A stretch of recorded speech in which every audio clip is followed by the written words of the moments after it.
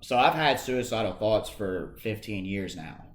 And at this point, the only break I would have is those 15 minutes. And the rest was 21 hours, like, because I wouldn't sleep, 20 hours of just killing myself.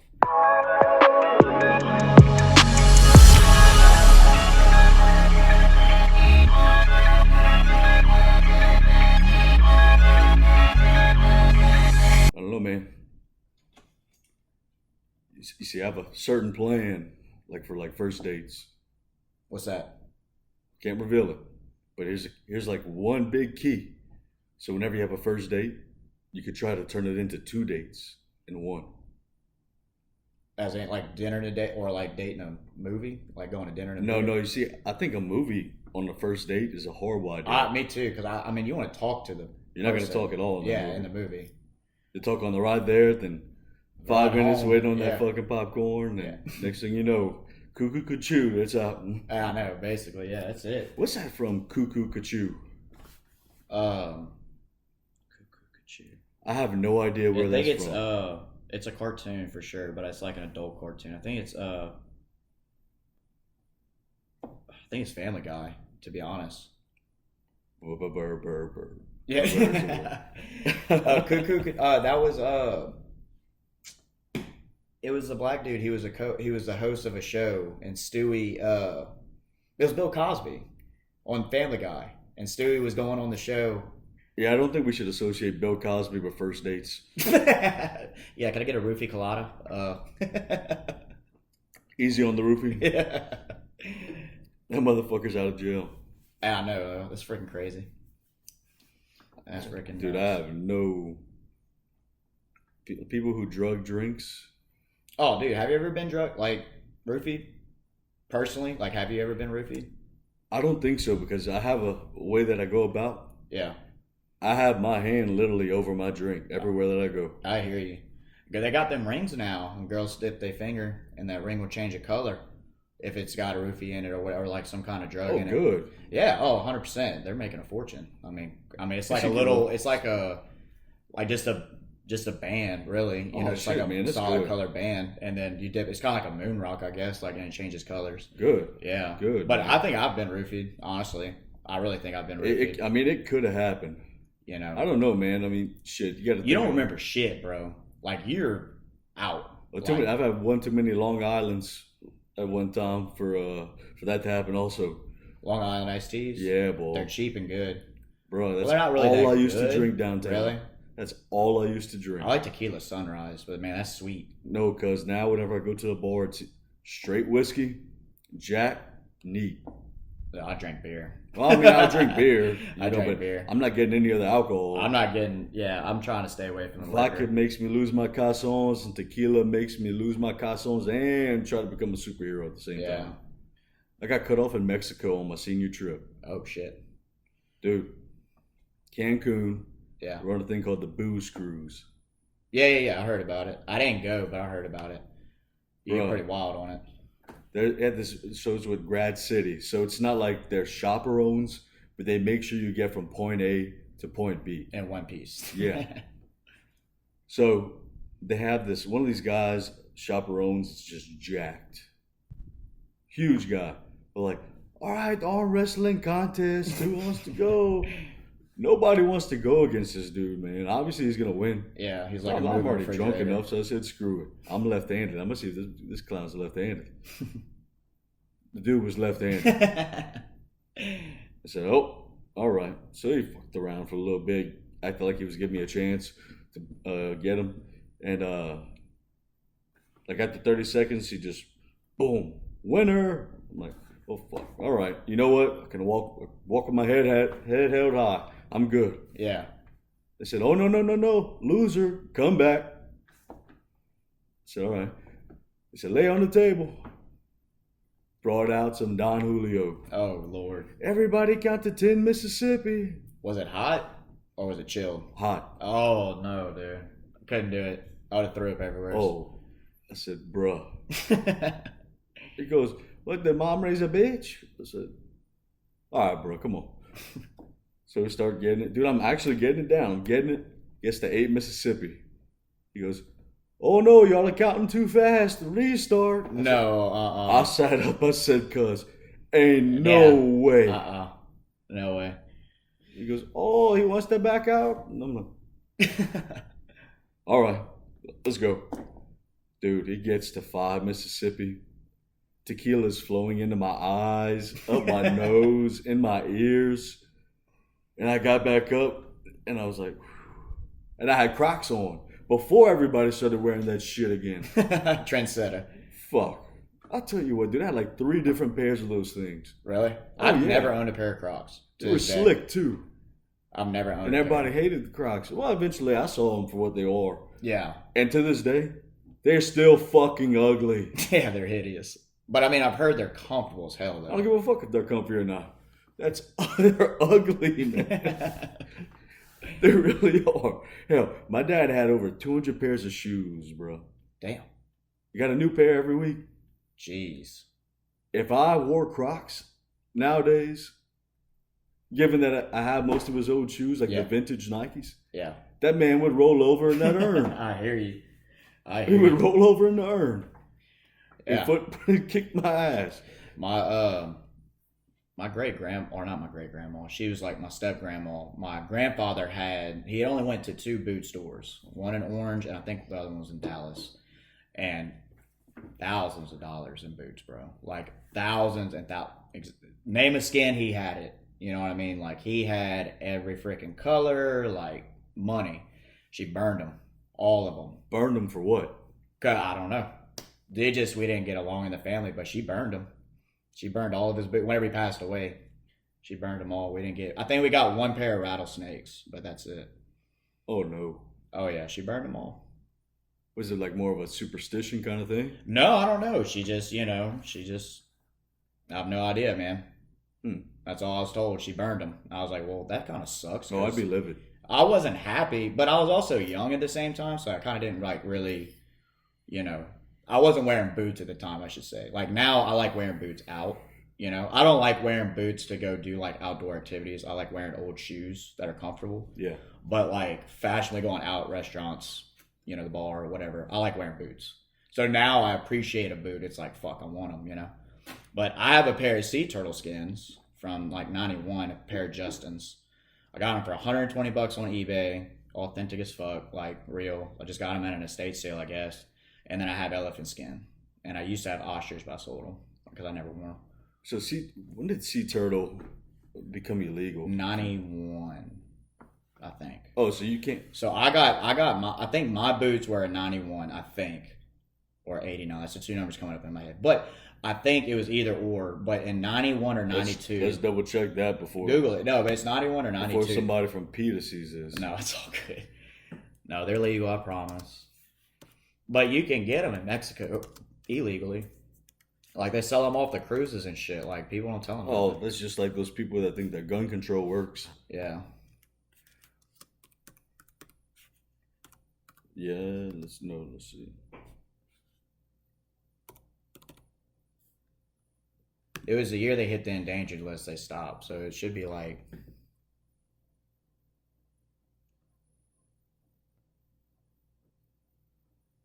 It should be right there. Nope. So you burned the boots? No, not the sea turtle. I got them. Damn it, I tried to help you just... Why? I don't know. I can't tell if they're illegal to own.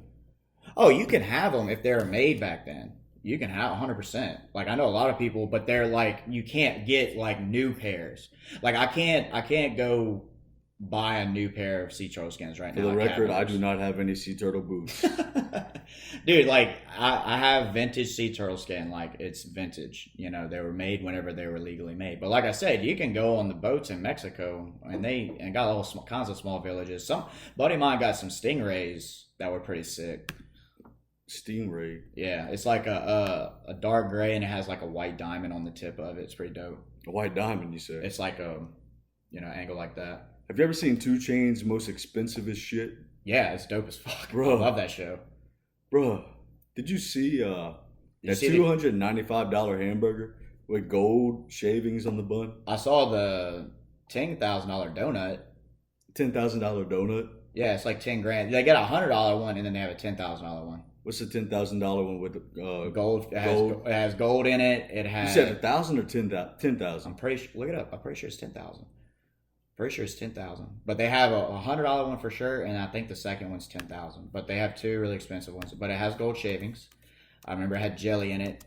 It had some kind of special flakes on it besides the gold flakes. It had like some other stuff. See, I know they have a $1,000 hangover IV treatment. Yeah, they had travels too. It's Travel Plus, and they hook you up. They'll come to your house and hook you up to an IV. Oh, it's the gold crystal. Ooh, $1,200. Oh, I'm sorry, $1,200. I was literally about to say if it's a fucking $10,000 donut. But it's still a $1,200 donut. Dude, a $10 donut. I know, but I mean $100. I wanted to get the $100 donut just to say I ate a $100 donut. I mean, fuck. That's way too much, bro. But they still have the $100 donut. Like, what if I was nice and I got like a dozen of them? You know, a dozen $100 donuts and like brought them to people. You better eat that thing with your pinky, like that. You know what? Even wear it like as a superhero badge, like Patrick did in SpongeBob. Yeah. With the donut rings. Because if I'm spending that much on a fucking donut, if somebody even touches that box, I'm ripping their hands off. I hear you, dude. I hear you. Welcome back to Un-Woken, Guns, Opposition, and Profanity. Here today with another very special guest, the one, the only, Michael frickin' Cotten. One and only. Applause. Thank you for having me, buddy. How you doing, man? I am chilling up in the cut like a Band-Aid, bro. I like the shirt. Thank you, man. The shirt looks good. I like your shirt, too. Thank you. It's that cotton material. Appreciate it, man. And the hat. And the hat. Hey, look at the swagger on this man, bro. And the shorts. Hey, we, shit, what was it we were talking about? Yeah, back to the donut thing. Yeah, the donut. $1,200 for a fucking donut. $1,200 for a fucking donut. I'd probably mount it. You know, I'd like somehow. I'd preserve it. Yeah, that's what I'm saying. Like, I'll preserve it. So, you know how them girls be doing the flowers and they put it in like the clear gel and then they like, it's like a cube and it's like a paperweight almost. That's what I would do. I'd paperweight my donut. 100%. Put it in a clear gel and make it hard, like a plexiglass. It's a gel that makes something hard. Yeah, it's like epoxy almost. You know what I'm talking about? Yeah, I know what you're talking about. But like you do it for a flower, but you do it for the donut. I was being a little kid. I was about to say that's what she said. Oh. Didn't really come into fruition the right time. No, we missed the mark there. It's all good. We missed the mark. So, folks, be sure to like and subscribe if you love what you see, because now, as I said last week, we decided to shift from politics, which, you know, I'm still going to talk a little politics, but we decided to shift from politics this week. Y'all saw the interview with Kylan. Man, that what an incredible story that is. And I have another good friend right here, one of my good friends, Mike, who actually reached out to me, and we talked about it and said, you know what? We can go no holds barred. Give each other questions, but actually tell life stories about ourselves. Because, look, as fun as life is, we all go through shit. I mean, hell, a lot of people can put on fake smiles, act okay. But hopefully today what we can do here is, if you're one of those people that doesn't feel that they can talk to anybody, doesn't feel like you have a way out, or you have a way out but you don't want to take that path because you think it's too hard to get across. Mm-hmm. Hopefully this can do some good for you. Because like I said, you could see the happiest of us in the world, smiling, grinning, but you never know where somebody's coming from, what kind of shoes they put on that day, and what their life's going like. The best example I can give is Robin Williams. I mean, dude was, he's freaking Robin Williams. He was one of the greats. He was one of my personal favorites, and, you know, he had pretty bad mental health. You know, I mean, he took his own life if you didn't know, but he had severe mental health. He was having dementia issues, and, you know, so he would still try to act. So one of his favorite sayings, which always kind of stuck with me, was, you know, people don't lie about, you know, feeling bad. People lie about being okay. so that you don't worry about it, or don't, Now you we've already talked about this before, but you have your people who cry wolf who, Mm-hmm. does the Instagram and Snapchat people and who put in the all black layout, nobody text or call, this and that, That's. But why would you put that? I did that shit in 5th grade on MySpace. And it's one of those things, like, I get it, but, like, it's better to reach out to either one person or, like, there's no point into wanting to, if you want to reach for help, go for help, go to a good friend, look, and we can put some numbers up that if you're having problems in the comments or whatever, we're not going to put personal numbers. No, we're going to put some professional healthcare workers that are awesome. They've done great work. They've had a great, they've been around for years. Like, and it's not that they're not popular. It's just they're not talked about enough, if that makes sense. It's not that they're a bad facility or a good facility. They're just not. It's just kind of like how Daniel Tosh said. He's like, dude, never in my life have I gotten a phone call and say, yeah, I live down the road from a foster care place. Like, it's like they're not like visible. They're not out there. They're not there for help. So, like, we kind of want to give some numbers out there to help, get in contact with certain people and find these locations, Yeah, the whole thing with the help aspect, it is important because, from my point of view, I used to find it very hard to grasp the concept of people with anxiety and depression because I'm thinking to myself, all right, we all have that at one point or another. The severity of it, I didn't realize that it can really get that bad on an anxiety level. Because we can all, dude, think about it. Before we started becoming who we are today, we could have anxiety levels like that, man, to where we have all these friends, but in a big group, we probably grew out of that at 5 years old, But it's different, like your situation, your living situation, things that happen, because life kicks you in the nuts. Yeah, and I feel like at an early age, most people have like a good tolerance to handle your anxiety and handle your depression, but eventually, that's why there's so many grumpy old men, in my opinion, especially in the South, because they didn't like express themselves, they didn't try to get help, so like now they're just grumpy and rude or whatever. Not all of them. I know some jolly old men, I really do, but there's a lot of Southern old gentlemen that are just, and it's because they had a really high tolerance of accepting all this and bearing it. Me, it's not that I didn't have a high acceptance of it. I had more so that I wanted to feel better early, and I broke down personally, and we're gonna get to all that in a minute whenever you want to jump into it or whatever. But dive on into it right now, brother. All right. So to start, my name's Michael Cotten. I go by Cotten. Some of you may have heard of my company. We're pretty up and coming. I think we're two. Shirts feel like sex. Thank you. Yeah, we better. We want you to look and feel good at an affordable price. Well, you know what I mean? Sex. But no, we do everything. We do jogger shorts, shirts, hoodies, hats. Our hats have really been popular lately. We've exploded since May of this year because COVID slowed us down a good bit. But we started in April of 2019. The first shirt officially came out was February 2019, but we took a step back and reevaluated some things and officially launched April 22nd. So we're two and a half, years or so in. And dude, I got like 6 trade shows coming up. I got 40 new items coming out. I actually got something coming in today from overseas. I'm pretty excited about. That's going to be released next week if I can get it done. Where's it coming from? It's coming from China. All right. About to say, dude, better not be from Afghanistan. No, I was looking at doing some things in Israel. They're pretty good price and stuff like that. But China, honestly, I like to do a lot of things in the U.S., but dude, there's just a lot more China can do, in general. Well, whenever your taxes go up, I know we're gonna blame China. You notice how all those athletes like LeBron, who claim about what is it called? Systemic racism and workplace environment and regimes, even referred to regimes. Yeah, people like that.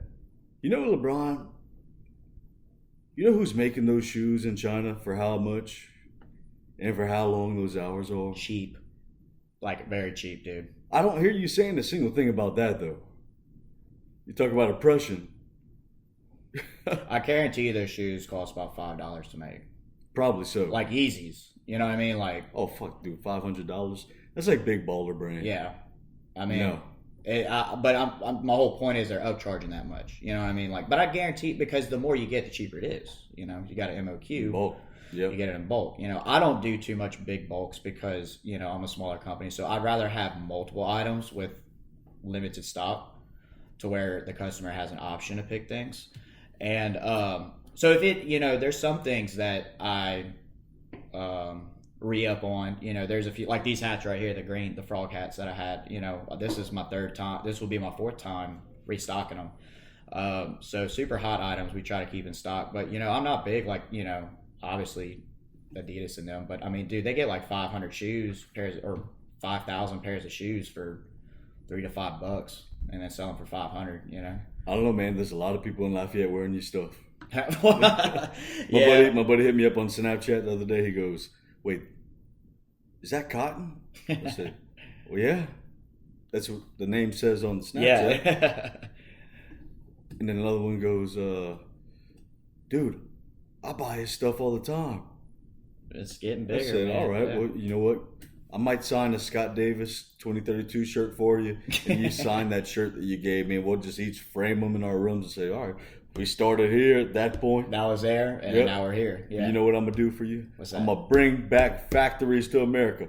Dude, like I said, I'm about it. You know, like It'll I take like me time support. to do that. I promise. But you know, a lot of my stuff's done locally too. I mean, I get a lot. So I usually get blanks from wherever I can get, and then I come up with my own designs and I get them printed locally. Because one, it's U.S. obviously, and two, like, you know, they're smaller businesses, and you know, I mean, they do great for how small they are. I mean, they're always busy, but I like to support local. You know what I mean? I just do. So it's kind of like a big centipede. If everybody supports everybody, we can all move forward, type of thing. So, so there is a lot of stuff I do get done locally as well. You know, I try to stay, and plus I get it quicker. You know what I mean? Like I ain't gotta wait. You know, there's one package. It's just one package, but it's a good bit of items. You know, that's coming from China. I mean, dude, it's been. I think today's the 22nd day. You know, I ordered some hats that were supposed to be released in June, and I ordered them May 5th. Still haven't gotten them. They said they're in stock. Well, you know what? But they want to allow 30,000 Afghanistan citizens to come into the U.S. Yeah, they got time to ship that, but they won't ship my hats. Yeah. 30,000. I feel bad for the people over there, man, but they're treating. Look. Oh, yeah, that's it. You know, we didn't come here to talk politics today. I'm sorry. All right. Mike. What's that? Tell the people why you decided that you wanted to use this platform today. Well, one, you're my boy. I like what you're doing. You know, so number one, I really do feel like honored to be on here. You're a good friend of mine. I think you're doing something great. And you silver-tongued devil, I love you, man. and I really just wanted, you know, we talked about this already. You know, me and you were both on the same page on this. We wanted to get together and tell my story about, you know, no matter, I don't even want to consider my stuff a handicap, just like, you know, things that weigh you down, I guess. Rather it be physical or mental, what you have holding you back, you can still be successful. You know, Abraham Lincoln, he had mental illness. Robin Williams, Kevin Love, Vernie Troyer, rest in peace. Vernie Troyer was mini-me on Austin Powers. Yeah, baby. Yeah. I love mini-me. Yeah, he was a good man, bro. Vernie But Troyer was awesome. he suffered horrible depression, and he eventually killed himself.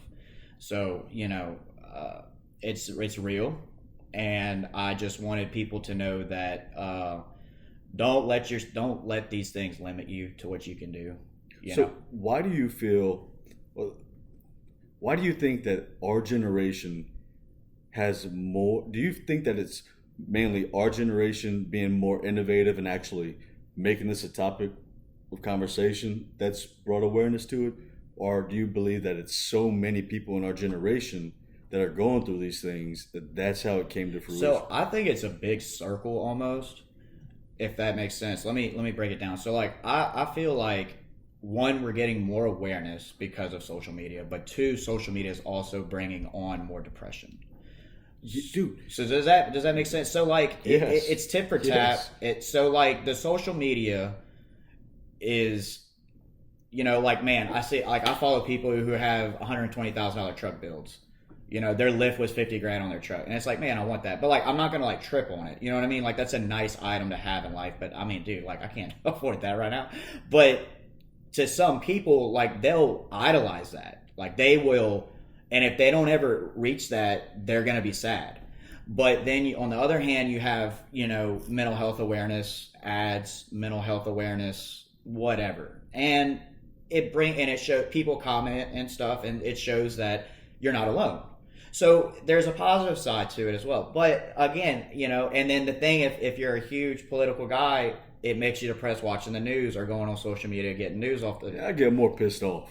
Well, so, it depends who you are, but some people get upset. Some people, okay, look, I'll never forget this. In California, there was a class that was a comforting class for each other for Donald Trump.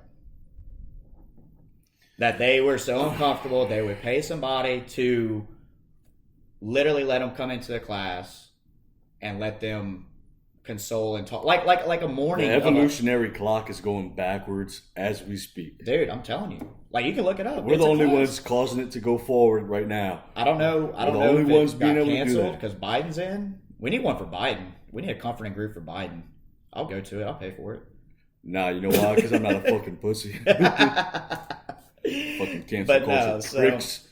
But anyways, yeah. So that's my answer. I think it's like really tit for tat. So what was that traumatic event for you? Okay, so what happened to me was, I don't wish to happen to anybody. And it was multiple things. So it was May 2019. No, I'm sorry, May 2018. I was life was great, bro. I was working construction. I had a great girlfriend. Had all my family and everything. Life was good. Well, disaster struck. My mother had told me the same story 3 times in a week. And then she later on told me, she goes, yeah, I think we're going to go get some tests run to see if I have dementia. Well, our family suffers from that. My grandmother had it, and my aunt had it, her sister. So, and she passed away at a very young age. I think she was like 60 something. She passed away from it. And she had it for like 10 years. And my grandmother had it for like 22 years. So I was like, damn, dude. Like, so I knew. I didn't need a test to tell me. At this point, like, I just knew. So, like, I broke down. I was, like, distraught. I was like, bro, like, my mom don't deserve this. Like, I've seen what the disease can do. And just so y'all know, dementia has like 120 different forms. So, like, Alzheimer's isn't like its own thing. Alzheimer's is a form of dementia. And I believe what my mother has is Pick's disease. So she loses her motor skills off of that. But besides the negative, let's go to the positive real quick. She hasn't declined in 2 years. She had a good week, huh? She had a great week. Yeah. She was bold. Dude, she bowled like a 180 last night. 160, a 180, and then my bad. She did like a 105. She's like, yeah, I got tired the third game. I said, well, you still bowled a hell of a game, dude. Like, so she bowls. We sold her car, but we got another car. We got her small Jeep. She does her own Pilates. I think she does Zumba still. She does water aerobics. So she walks. So this was another thing. If you have a family member or something who's suffering from this, or not even suffering, just y'all don't know what to do, there is numbers out there to call. It's very open about Alzheimer's. They have 24/7 lines to help guide people through situations that, if you have a situation for the Alzheimer's like person or for the family. And my mom calls them sometimes just to talk, like, hey, and they're so nice. And I think it's a 24/7 service, if I'm not mistaken, 24-hour service, if I'm not mistaken. And, but yeah, so anyways, so that happened in May, and then August hit, bro. And so I almost missed my buddy's wedding in May, but I pulled myself together and did it. I was the best man. I was like, I got to be there for my boy. This was the day I found out. Had a great night, though. I mean, it ended up being good. But the struggle to actually get dressed to go to that wedding, horrible. But I was there for a friend. And then August hit.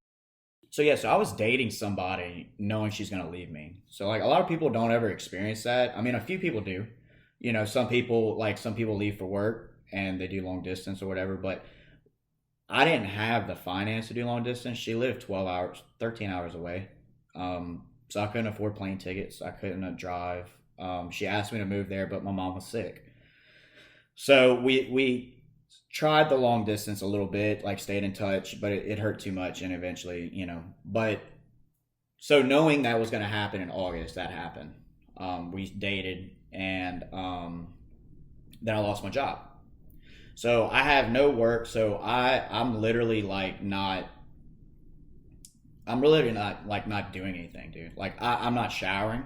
I ain't brushing my teeth. Like I know it sounds gross, but I had no purpose at this point in my life.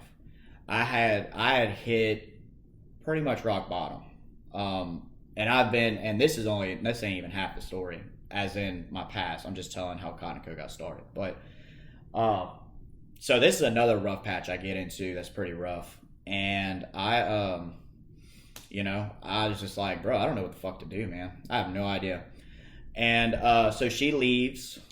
Duck season starts. I go hunt. We scratched, of course. Typical. We went hunting Henderson, didn't do too well. But my brother came pick me up. He said, we're going hunt. And he hugged me. He said, everything's going to be all right. Because he knew what was going on. He knew my life was falling apart. And he was there for me. And he was like, but you can get through this. You can get through this. So, like... It's one of the hardest things to get over, man. I don't care what anybody says. A breakup is literally one of the hardest things for anybody to get over. Yeah. And it was worse because, there was never no anger to kind of like numb the emotion. It was like we split up, but we weren't mad at each other. Like nobody cheated on each other. Nobody argued at each other. Nobody hit each other. There is no such thing as a clean breakup. It was worse because I couldn't like, oh, that girl cheated on me. Like, why do I need her? She doesn't treat me right. There was no like numbing of that. It was just. So it was more along the lines of a mutual thing to where y'all are so far apart that it put a strain on both of y'all. Well, it just bad timing. Like, Well, yeah, exactly. So like you got this going on with you. Yeah. And then she was away, and you just know you're not going anywhere. You're staying here. Oh, that was that was horrible. Because But you made the right decision. Yeah, thank you. There's nothing strong. There's no better way to measure a man than by how he takes care of his family. Yeah. And that's kind of where I was at, man. Like I couldn't, and it was kind of bad at the same time because I was stuck. I needed to be here, but I was stuck. And if I moved to Florida, like, where was I going to live? I would have needed to found another job. Me and her would have gotten an apartment. Like, I would have had to move there. Like, it would have it would have been a whole new book. Like, I don't know what I would be doing if I was in Florida, But, anyway, so 2 weeks after she leaves, my chocolate lab dies. So, recap, mom got Alzheimer's. I lost my job. The girl I was going to marry moved away. And then my dog dies 2 weeks after she leaves. So this was in like a 5-month span. And just so y'all don't know, which I don't mind, being openly about it because I don't want people to not really fear it, but like frown upon it or whatever, But nobody's going to frown upon it. No. But, I don't want it to be a stigmatism that like gasp on it, like it's just a thing, which I'm gonna get to it, but like, I have manic depression and bipolar, but it's the same thing as a guy who can't have a kid. Just because he doesn't have enough testosterone doesn't mean he doesn't have a penis. He's still a man. He just doesn't have that chemical to produce a child. It's the same thing with me. I don't have the dopamine and serotonin to produce enough happy chemicals in my brain. So I was just born without it, It's just, there's nothing I can do about it. So here we are. And, and this is what it is. Think about donating my sperm for scientific research. Why not? They'll pay you. Pay you to have a good time. Because of good genes, man. We got to spread the genes, brother. Scotty genes. We need future Republicans coming up in this world. I hear you. Go ahead, bro. Yeah. But yeah, so that's what happened. And so I think 2 months go by, and then I go into the mental institution like shortly after all this happened. I think it was no, I'm sorry. It was in May of 2019. It was April, May. I got out May 3rd, I think. So it was a few more months after it passed, after duck season, and man, I'm in there. I'm hallucinating. I lost. I sent a letter like through text to my ex-girlfriend telling her like this was, I didn't want nobody else to tell her that I was in the mental institution. It's not her fault. Because she knew my condition, but she didn't know how severe it was because she didn't know anything about mental health, And, but it got real, man. It got real fast. The day before I went in, the night before, I was, and it gets pretty dark right here, but I woke up and I physically remember like going into the back of my head mentally. I was so tired. I had lost 13 pounds in a week. Wasn't eating, wasn't hardly drinking anything. I think I ate a bag of crackers and a handful of popcorn in I think a week and a half. Like no appetite. No food can like comfort me right now. Like I just had no appetite. So I'm like in a fuzz, in a I'm in a dark place, bro. Like I'm out of it. Like I'm not myself. Like I'm not laughing. I'm not. So the medicine I was taking used to last about. I would take it 4 times a day. I'd break it up, and they would last about 3 to 4 hours each time I'd take it. Oh, whoops. About 3 or 4 hours I would take it. They was lasting 15 minutes at this point. So I'd take one, 15 minutes. I'd fight my brain, and so I've had suicidal thoughts for 15 years now. And at this point, the only break I would have is those 15 minutes. And the rest was 21 hours, like, because I wouldn't sleep, 20 hours of just killing myself. So, I mean, just the best description I can give is like Spider-Man 3, whenever he's up in the clock tower and he's ripping off the suit. Mm-hmm. Toby, that's what I was physically going. Like, I would sit there quietly, but my brain was just, I mean, it was dark. Completely active, yeah. Yeah. So, I walked outside and I smoked a cigarette. I was smoking like 2-3 packs of cigarettes a day. Like I was just chiefing. Like I didn't know what to do, man. And I started writing a suicide letter. I was going to do it. Like this was the day before I went in the institution. And my dad woke up. Didn't wake him up. I mean, he woke up probably about 15 minutes after I got out of bed. So like, I'm pretty sure God woke him up. And all I remember is him come and check on me, see what I was doing, and we hugged, and he stayed up the rest of the night, and he made sure I went to sleep. I didn't sleep. I just went lay down.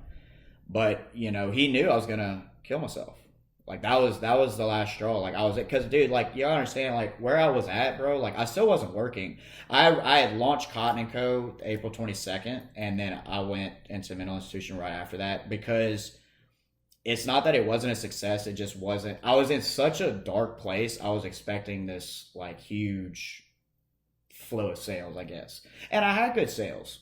If looking back, like now as healthy as I am, I'm like, dude, you need to appreciate every sale. But I put so much time and effort. I spent every dollar I had into this. I like this. So the risk reward, I wanted a higher reward because of how high the risk instead of just enjoying the moment. And that's okay, I didn't enjoy the moment, but that's fine. I enjoyed the moment once I went get help. And that's what I did. And I went in there for a week, and they said that we have never seen somebody with this much trauma, which this isn't everything I've been through. This is just what happened in, 7 months? 5 months. Yeah. So it happened in 5 months, and then I went 4 months. So 9 months, because I went in, I tried to fight it for 4 more months, and then I went in. And they said, well, look, we've never seen this much trauma in a patient with your condition, on this level of medication. I was on some pills from the 1970s that were, it's called Lamictal, which is a good mood stabilizer, but it's not antidepressant or anything. It just, it just kind of was whatever. So they basically were saying, you've been fighting this on your own and your condition without help. And they're like, that's unheard of. And I kind of looked at them, I didn't understand what they meant, but like, because people don't make it, people kill themselves, like a lot. A lot of people shoot themselves in the heart and donate their brain to science, and I've thought about doing that too, but my therapist says there's plenty of people that do that. Trust me. We don't need yours. He goes, I like how yours think. He's like, I like your brain. I like you. Let's stay alive. And it's like, all right, cool. So that struck me as like, okay, I'm pretty, not that I'm better than anybody, but I'm pretty special. If I can do this, let's see what we can do with it. So I started getting better. I got on medication. I was eating differently. I think 2 months after, I got called to go back to my old job, construction, start working, start cutting up, making money again. And Cotten & Co. blew up in fall of 2019. I mean, it blew up. Big time. It blew up. So I was working and running Cotten & Co. Life was good, And then COVID hit, which sucks. But last year, I was working 3 jobs. I was working construction, I was guiding for ducks, and I was running Cotten & Co. Now I'm just doing Cotten & Co. So I'm pretty proud of that. But a whole team is winning, bro. Whenever your whole fucking team is winning, it's a fucking mood, bro. I know, man. I get so pumped when I hear this about my friends. All of my friends, man. Everybody. Same for everybody's you too, making moves. Everybody's kicking ass. Dude, I fucking love it. And the thing is, we're all doing it in a different way, like a good way. You know what I mean? Like, we're not doing it like the 9-to-5 job way. And there's nothing wrong with that. Like, I worked construction, I worked oil field, and I still miss it. I love it. But I love what I'm doing. You know what I mean? So, like, I'm glad that we found different alternative routes than that's so traditional of what the quote-unquote American dream is. We're actually, like, doing something different. It's innovation, dude. At the end of the day, our generation being involved, like, stock-wise, a lot of us are involved in stocks. Yeah.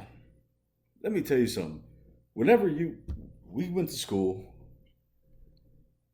we both said, fuck this. I mean, we kept on getting screwed out of our credits, in all honesty.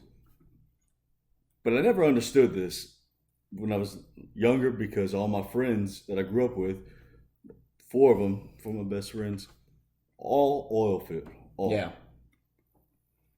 You really don't need that degree to be smart. But I'm not going to say you don't need it, but you learn a lot if you take classes that pertain to that, to your major. It's like a trade show. UL's accounting and business program, excellent. Yeah. The way they run the way schools and colleges run and operate based off money to utilize us transferring for a money grab, that I won't abide by. Yeah.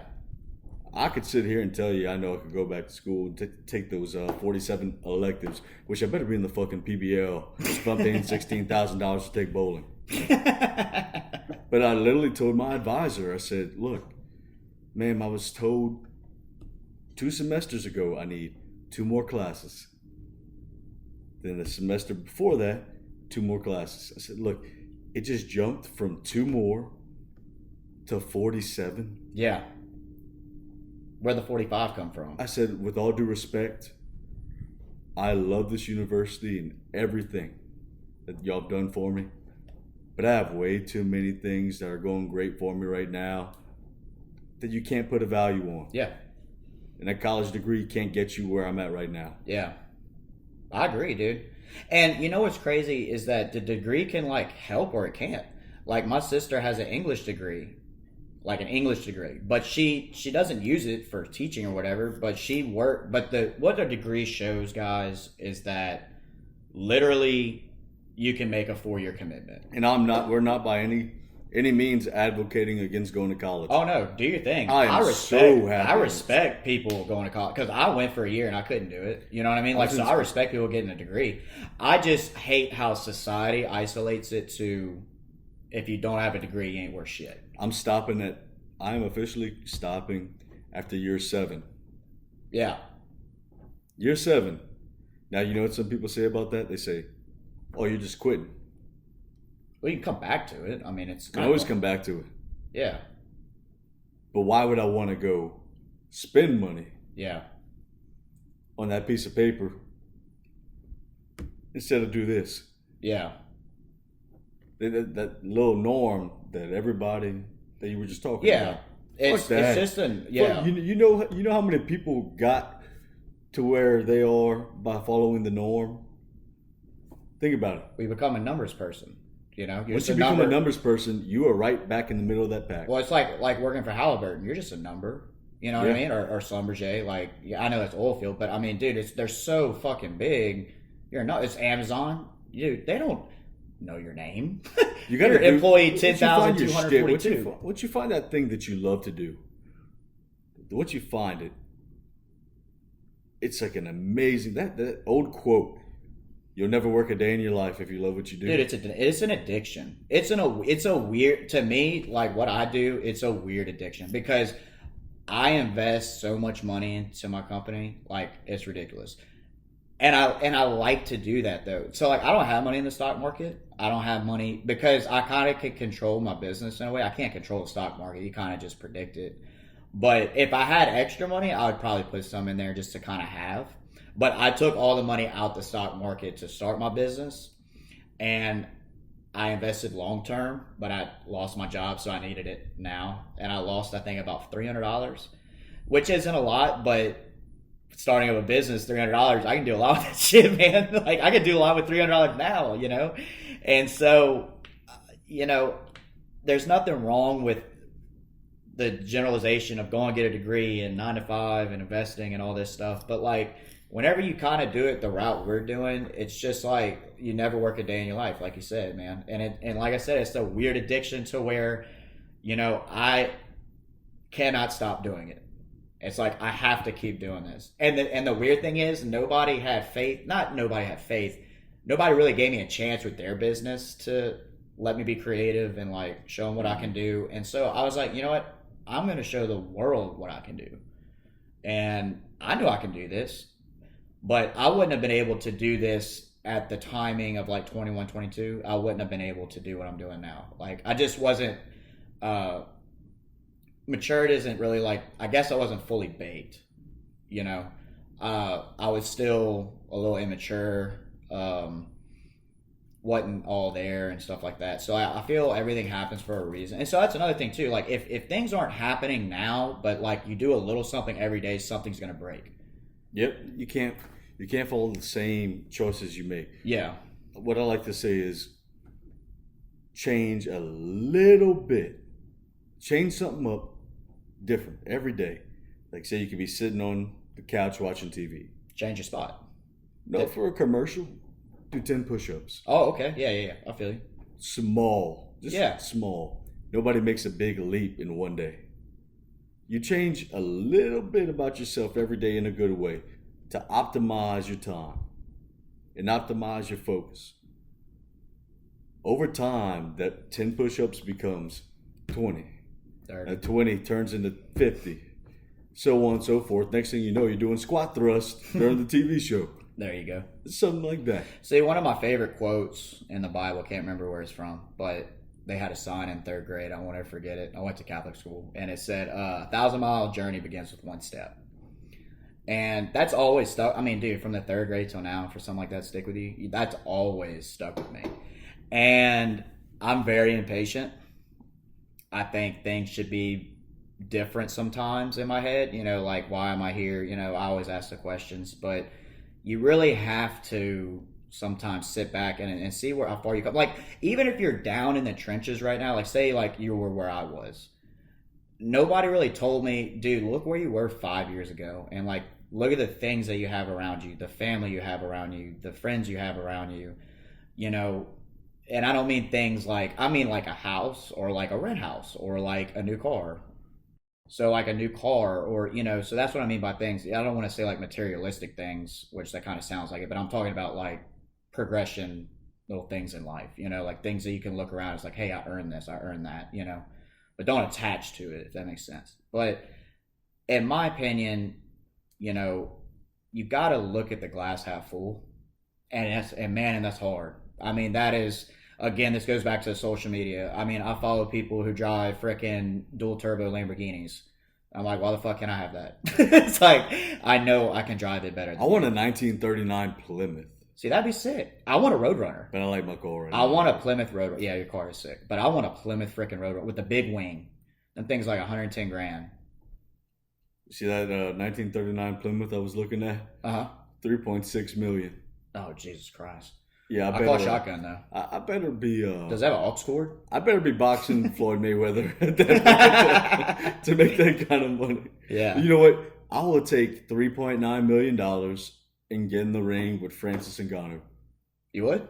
$3.9 million, all medical expenses covered. I'd get in with Mike Tyson because I just think it would be fun. But he's a freaking dog, dude. I don't care about the headshots. No body shots. No, I don't want to piss myself. That would be my stipulation to get in a ring with Tyson. Yeah. Because Tyson's a southpaw too. Yeah. I feel like I could maybe try to get a jab in on him, but then I'd be... You know, he wanted to punch a gorilla one time. Did you ever hear about this story? He was at a zoo and one gorilla was being mean to the other gorillas. He would have got his... And he goes, I can't do a good impression, but he's like, can I go with, like, he was like, you know, yeah. with that accent of his. It's so funny. And Mike Tyson saying that he could beat a gorilla is like me saying I could beat Mike Tyson. Yeah, and he was like, I just want to punch him in the face once. Can I punch him? That was actually pretty good. And they were like, absolutely not. No, he's like, I'll give you 10 grand. That's actually a pretty good impersonation right there. But he wanted to pay him like 10 or 15 grand to go punch this fucking gorilla. I'm like, dude, this thing weighs like 4,000 pounds. Like, what? Dude, they're so fucking strong. They'll rip your arm off. Like, they will take your arm and separate it from your body and let it just wave around. They can literally do that. Like, that's abnormal strength. Like, I would never want to piss something that big off. Like, I really, like, everybody's like, oh, tigers and, like, you know, bears. I'm like, no, dude, a gorilla is more, like, one-on-one with you. Like, you know what I mean? Like, a gorilla is just ridiculous. See, I like orangutans. Dude, I want a cotton top monkey. I want one. A cotton top monkey. Yes, a cotton top monkey. It's about as big as this mic right here. It's a bitty, and he's got a little cotton ball as a head. It's like he has like a little freaking. You're talking about the ghost monkey from Pirates of the Caribbean. Yes, but it's a cotton top monkey. It's brown. Yeah. He's cool. They were cool. I fed him. I like my big bully right there. Yeah. My dog person. I hear you, dude. But I would like a monkey though. That would be cool to have. You know what I mean? I don't know, man. I couldn't trust that monkey. Well, if you get a little I saw one. The Hangover 3. If you get a little one, you know, not the big ones. I don't know, bro. They're pretty deceiving. Very deceiving. I don't know. If it's too cute, it's my dog. Yeah. If it's too cute, you know, it's usually the pretty things that are dangerous in life. Well, it was pretty funny whenever he slapped him in the nuts. He goes, ah, damn monkey. He freaking slapped him in the nuts. Oh, bro. Oh, damn. Shit.